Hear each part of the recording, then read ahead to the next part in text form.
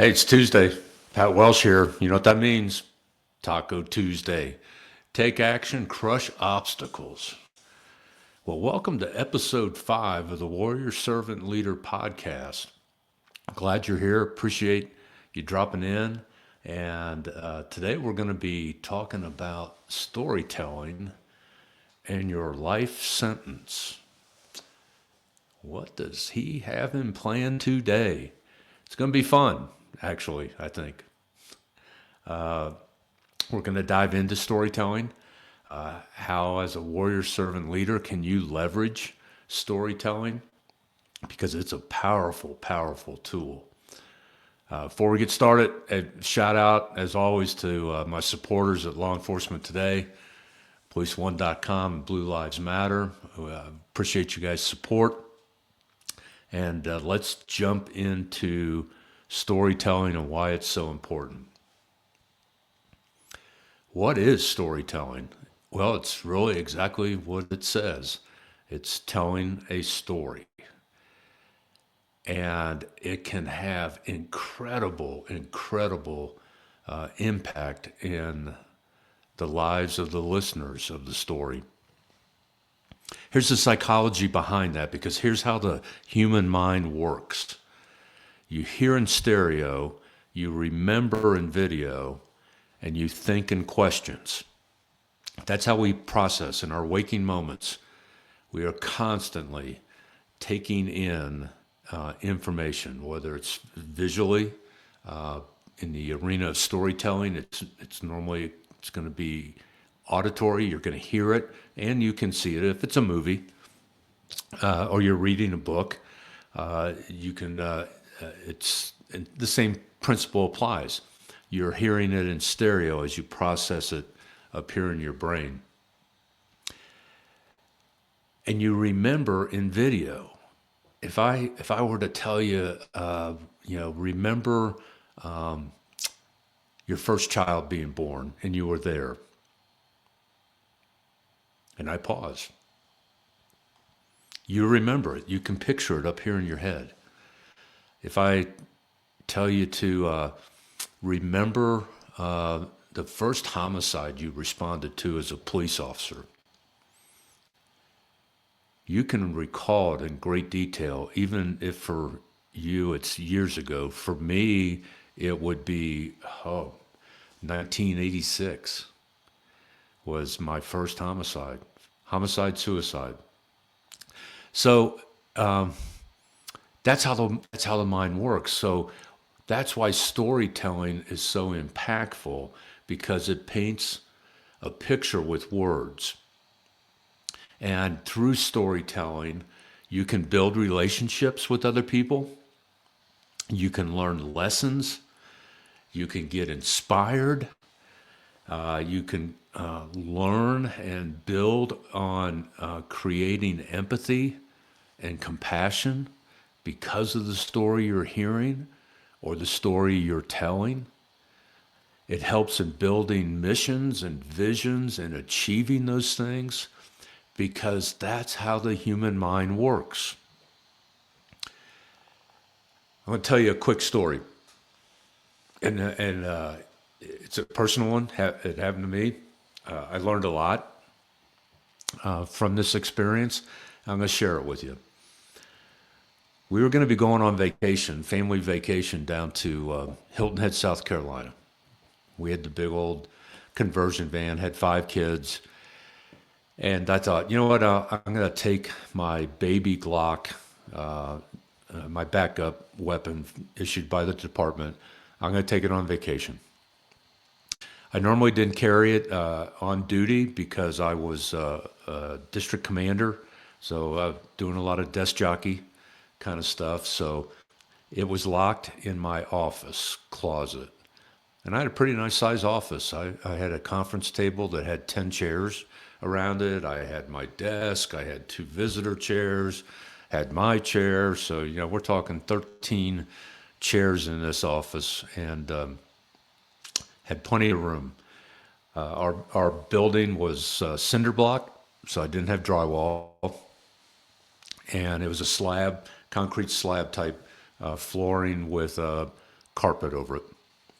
So we're going to be leaving on Saturday. This was actually a Thursday, so I thought I'll take it home this evening, after work this evening, so I don't forget it. And so I go to the closet, open the closet up, and the gun is actually on a shelf.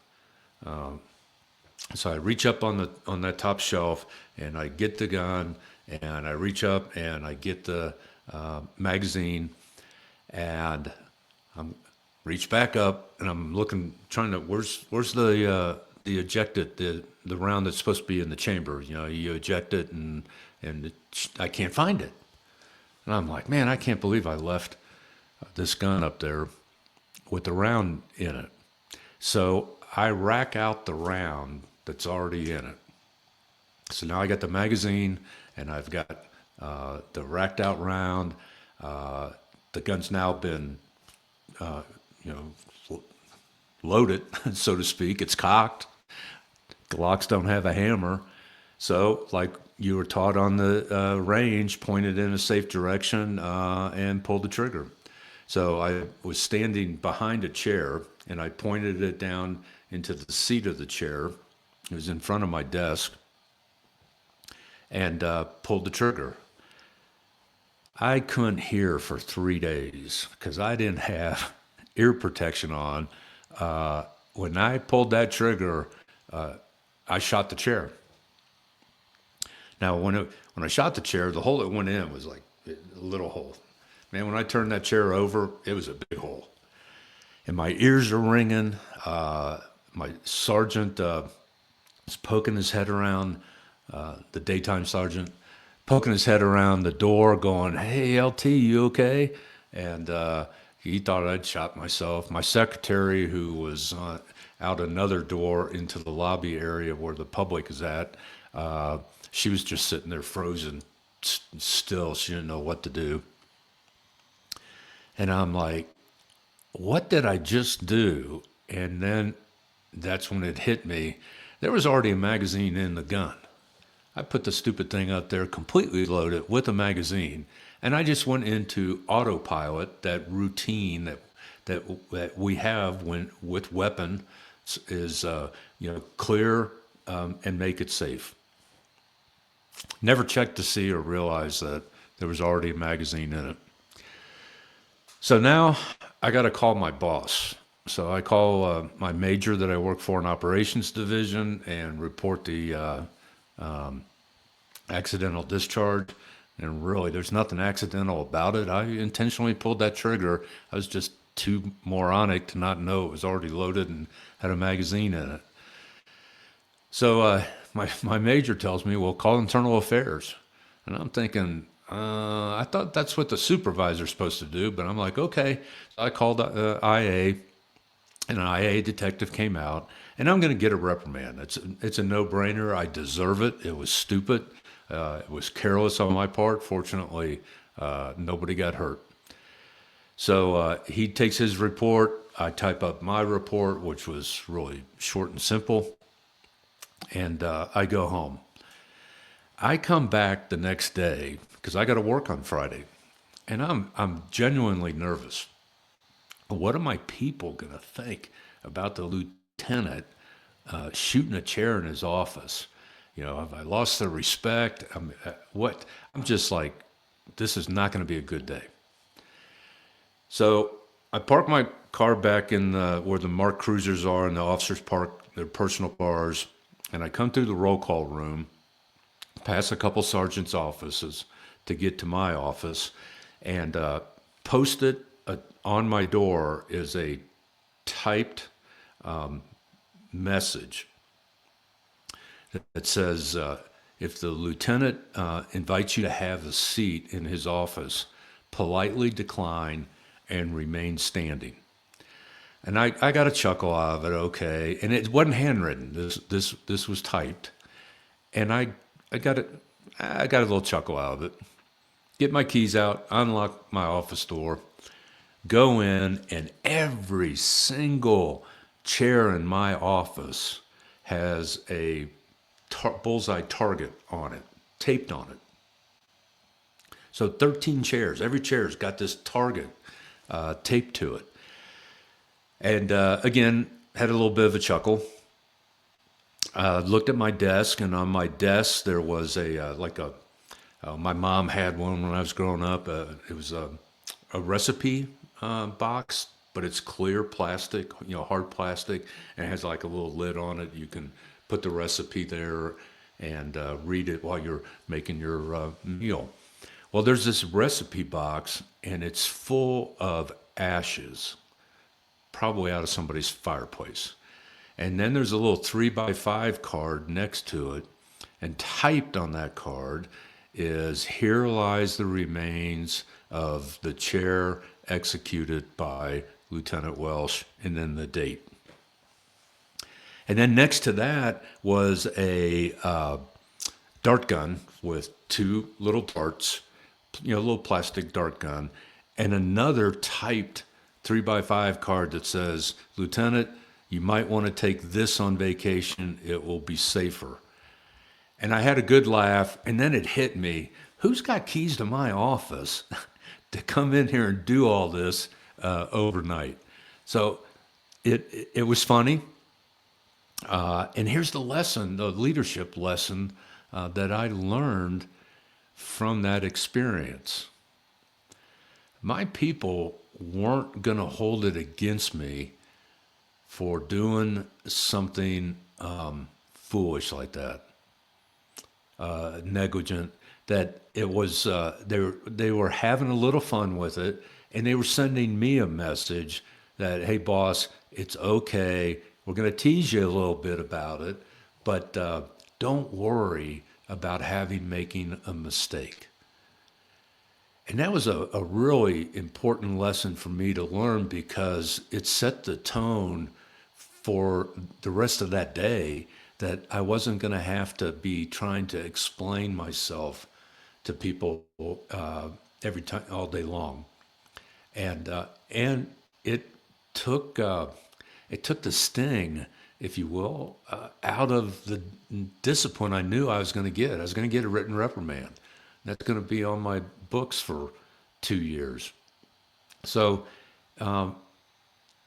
it's important that you share stories with people. And you get in law enforcement, people call them war stories a lot of times. They're not just war stories. Because when we share our stories, we are sharing our vulnerability sometimes. We're also sharing our capabilities. And a lot of times, it's good for the storyteller to share that story so they can process and grow from what happened. Take officer-involved shootings. This very touchy subject in a lot of arenas. People don't want to talk about them, and that's a danger if you don't talk about what happened. And there's a great tool out there, EMDR, that helps you process what happened because of the physiological and psychological impact that that event has on you, can take you down that path of post-traumatic stress injury.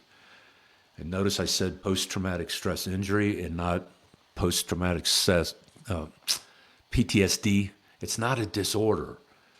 Science and medicine and the psychology and the advancements is the medical community has learned that that post-traumatic stress is something that you don't have to live with the rest of your life, like other disorders. If you have an intellectual or developmental disorder, you know somebody that has Down syndrome, they're never going to be cured of that.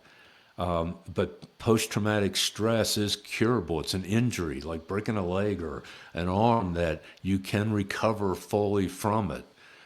And part of that is the ability to share your story with someone trained in EMDR that can help walk you through that trauma and bring closure and some peace to you. So those are some of the things that make storytelling so important. I have a friend, Trudy Jacobson, out near Kansas City, Missouri, and is one of the largest trucking companies, woman-owned trucking companies in the United States. She and her husband own it. And Trudy has a mission and a vision of sharing the stories of great American women. And if you can jump on your computer, Google Trudy, Trudy Jacobson, JACOBSON.com,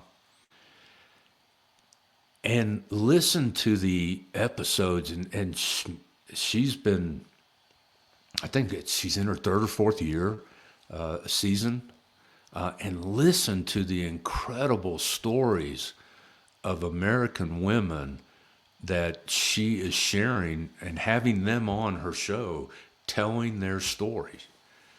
And a lot of these things I talk about being inspired and learning lessons from others. Some of my stories are incredibly important that you learn from my mistakes, not my successes. I don't want you to repeat some of the mistakes that I made.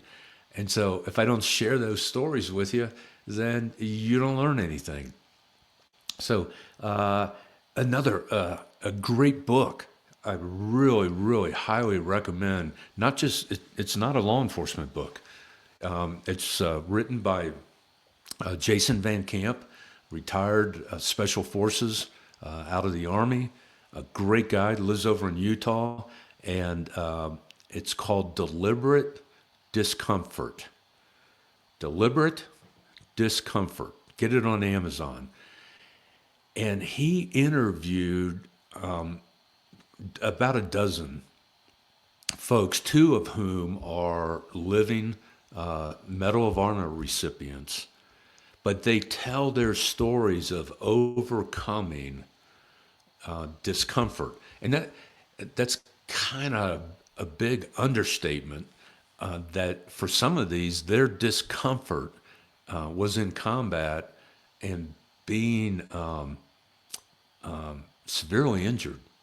The Medal of Honor recipients. There's a guy who tells his story in there that was combat medic, and I've met him. Everybody calls him Patch. And they're incredible stories. And then, as a part of that chapter, a trained professional gives the psychology of why that person was able to survive mentally, physically, spiritually, emotionally, psychologically, that situation, that encounter. And then Jason closes out the chapters by kind of sharing how you can apply that mindset and those lessons in your personal life, whatever walk of life you're in. And if you really want to go all in, join his 90-day challenge. It's incredible and it's difficult. And I'm going to tell you, I washed out of it. I couldn't keep up with some of the daily requirements of that challenge, mostly because I was traveling 30 weeks a year. So I highly recommend that. All this is about storytelling. Now, here's how I'm going to close all this out. Every one of us has a life sentence. A life sentence. A life sentence is that one sentence people are going to share about you at your funeral. They, in one sentence, are going to share with others what you meant to them, how you impacted their life, what stood out about you. So here's my challenge to you. What are they going to say about you? and write it down. Then write down, what do you want them to say about you? And write that down. Then write down, what are you going to do daily, weekly, for the rest of your life to live that sentence you want them to say about you at your funeral? Now, if you had asked me in 1982, hey, you explained what a life sentence was, and asked me, what would you want people to say about you at your funeral? I probably would have told you, I want people to say, well, Pat was a really good lawyer. And then in '86, I joined the police department. I kept practicing law, doing stuff on the side, civil stuff, but I went into full-time law enforcement. And if you'd asked me between 1986 and probably into 2010, if you'd say, Pat, what do you want people to say about you? What's your life sentence? I would have probably told you, I would want people to say Pat was a really good police officer. That changed. My life sentence changed. And it will. As you grow older, as you experience different things, sometimes it can be traumatic, it can be dramatic, it can be really good. You become a parent and your life sentence changes. So up until probably about 2010, I would have said, at my funeral, I would hope people say I was a good police officer. Now, for the last 13, 14, 15 years, my life sentence that I want people to say is, Pat impacted my life. And then I try to, and I fail many times, I try to live every day living that sentence. So that's my challenge to you. What's your life sentence? What are people going to say about you? What do you want them to say? What are you doing or not doing to live that sentence? And write it down. Have goals and objectives. Write stuff down. Right in the next 90 days. Write down 3 things you want to achieve. And then at the end of those 90 days, evaluate, did you accomplish what you said you wanted to accomplish? And if you did, what are you going to do to celebrate that? It's so important that it's not that we have to get recognition from other people, getting attaboys at work, getting written commendations, getting awards. I'm not talking about that. I'm talking about you individually, personally. How will you celebrate achieving your goals and objectives, your missions, and your vision? And it can be something. It could be something simple. You and your significant other go out and splurge and have a really nice dinner at a really nice restaurant. Or instead of drinking Coors Light, you know what? I'm going to graduate. I'm going to have a real Coors. Whatever it is, celebrate achieving what you set out to do. And that has such an incredible impact on you psychologically, physiologically, spiritually, that you are proud of what you've achieved. And now you know, I can achieve more. I did it. I reached this goal. And now I'm going to set more goals. And maybe they're going to be harder goals, harder challenges to face. And that's the whole point of take action, crush obstacles. What are the obstacles that are in your way that are keeping you from living your life sentence? And then what actions are you going to take to overcome those obstacles. So I hope you've been inspired. I hope you've learned a lesson or two. I hope it's given you some enthusiasm to push forward.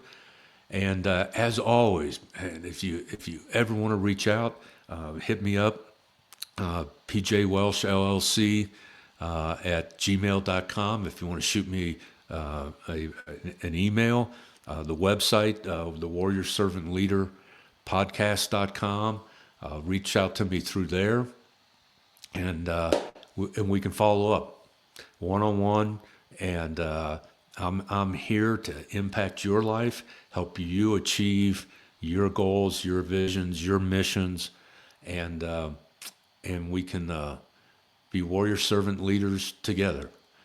So love you all. Sign off. See you next Tuesday. Take action, crush obstacles. Taco Tuesday.